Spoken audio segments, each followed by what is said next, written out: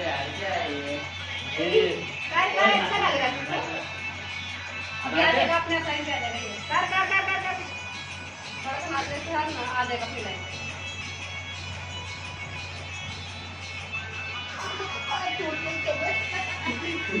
नाचन क्या बोल रहे हो?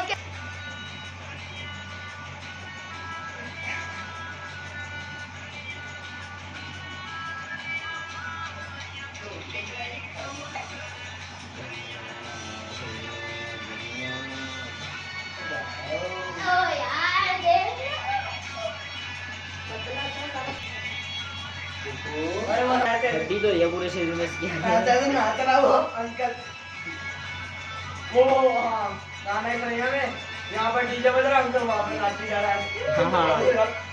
ऐसे नाच अकेले नाचने में लगा था वो अकेले। अच्छा पंडित था। एक जना वहाँ जो आज सामने वो दुकान नहीं है वहाँ पे बुढ़ा अपना अकेले ही नाच रहा है। हाँ वही वही वही वही वाला? वही फिर उसको बुला के लाए थे क्या? नहीं वो अपने आप आया था मेरे ख्याल से पता नहीं बुलाया अकेले ही था। नाचने लग रहा होता है ना तो अपना शौक हो रहा है नाचने का।